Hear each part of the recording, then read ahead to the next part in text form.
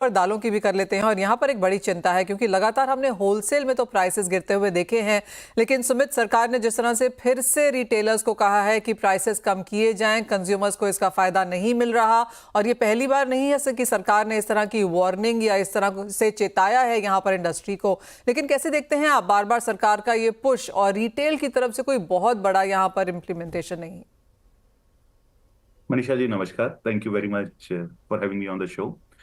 आपका सवाल बहुत इंपॉर्टेंट है बिकॉज रिटेल भाव अभी तक in line with bulk prices नीचे नहीं आए हैं। अगर हम एक तुअर का एग्जांपल लें तो इस साल हमने $1400 के भाव देखे इन यूएसडी, जो घट के आज $900 रह गए हैं। तो मोटा मोटी 40 से 45% इन बल्क प्राइसेस नीचे आ गया है और किसान का भाव भी आज एमएसपी के नीचे पहुंच गया है।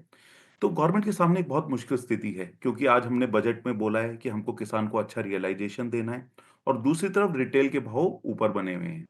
रिटेल के भाव ऊपर बने होने का कारण बुलविप इफेक्ट है। उसका कारण क्या है कि जब तेजी आती है तब भी रिटेल के भाव धीरे धीरे ऊपर जाते हैं और जब मंदी आती है तब भी रिटेल के भाव धीरे धीरे नीचे आते हैं क्योंकि पाइपलाइन में बहुत स्टॉक होता है। परंतु अगर हम देखें आगे डायरेक्शन, दालों की स्थिति, दालों की प्रोडक्शन इंडिया में अच्छी है। ओवरऑल इंपोर्ट पोर्ट स्टॉक्स काफी अच्छे हैं। आगे आने वाले समय में मेरे हिसाब से more than bringing prices down, government का फोकस प्राइस स्टेबिलिटी पे होना चाहिए कि इससे ज्यादा बहुत ज्यादा तेजी मंदी ना हो। उसके लिए गवर्नमेंट को पीडीएस ऑपरेशंस और अदर एक्टिविटी करने की जरूरत है। And once we believe prices will stabilise, ये प्राइसेस रिटेल में नीचे आ जाएंगे। यूजुअली जैसे आपने कहा सुमित कि पाइपलाइन में स्टॉक्स काफ़ी ज़्यादा हैं और हमेशा एक लैग के साथ हम रिटेल में यहाँ पर प्राइसेस मूव करता हुआ देखते हैं। तुअर के प्राइसेस में लगातार यहाँ पर गिरावट है। आप कहेंगे इनफ पीरियड है अब यहाँ पर प्राइसेस नीचे आने चाहिए और कितना लैग यूजुअली हम देखते हैं? बहुत इंपॉर्टेंट क्वेश्चन है। अगर आप देखिए तुअर के भाव कब नीचे आए हैं, because market more than sentiment अभी फैक्ट के ऊपर काम करना चाह रही थी क्योंकि लास्ट ईयर प्रोडक्शन कम होने के कारण भाव तेजी आई। और जैसे ही हमारे अगस्त सितंबर के अंदर बारिश अच्छी हुई और उसके बाद अफ्रीकन तुअर इंपोर्ट और म्यांमार के भाव नीचे आए।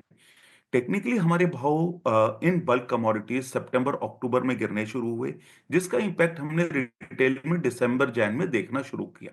हम देखेंगे कि ये इम्पैक्ट फेब मार्च में ऑल एक्सिलरेट होगा और बढ़ेगा। सिमिलरली चना दाल और दूसरी दालों के अंदर भी फेब और मार्च के अंदर रिटेल के अंदर भाव काफी गिरेंगे। और उस पॉइंट ऑफ व्यू से अगर आप देखें, मेरे हिसाब से पल्सेस इन्फ्लेशन सरकार के लिए फॉर टाइम बिंग कंसर्न नहीं होना चाहिए।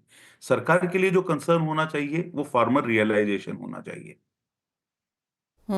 सुमित, क्योंकि आप हमारे साथ हैं और जैसे अभी मेरे सहयोगी असीम हमें बता रहे थे कि गर्मी ऑलरेडी शुरू हो गई हैं एंड इवन एज गेहूं की जो बुआई है वो अच्छी खासी थी, बम्पर क्रॉप की एक्सपेक्टेशन भी थी, लेकिन ये जो गर्मी है अब जो हमने जनवरी में भी आते हुए देखी, फरवरी में ऑलरेडी हम 28, 30, 32 डिग्रीज के आसपास हैं। क्या इम्पैक्ट आप देखते हैं इसका गेहूं की फसल पे? मनीषा जी, ये सबसे इंपॉर्टेंट क्वेश्चन है क्योंकि मैं इसको सिर्फ इस साल के टेम्परेचर से नहीं जोड़ना चाहूंगा।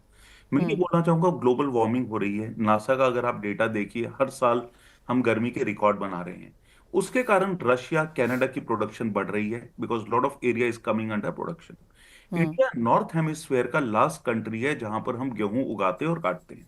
उसका मतलब क्या है कि टेम्परेचर बढ़ने का सबसे ज्यादा खराब इंपैक्ट इंडिया की गेहूं पे आने वाला है, अभी नहीं आगे आने वाले समय में भी। तो उसके कारण जो ये वेदर वेरिएशन आ रहा है उसके कारण मेरा ये मानना है गवर्नमेंट को अपनी बफर की प्लानिंग बहुत अच्छे से करने की जरूरत है। It should not be only limited to 1 month. और दूसरा, हमको इसे केवल एनुअल फिनोमिना नहीं देखना चाहिए, ये एक लॉन्ग टर्म चेंज है और हमको उसके हिसाब से अपने आप को तैयार करना चाहिए। आपका second part of the question था एकरेज के अराउंड। अगर आप एकरेज नंबर भी देखें, ये लास्ट ईयर से कोई बहुत ज्यादा एकरेज नंबर बड़े नहीं है। तो पूरा गेम शिफ्ट हो जाता है कि हमारी ईल्ड कैसे आने वाली है और ईल्ड पर वेदर के कारण काफी इंपैक्ट रहने वाला है।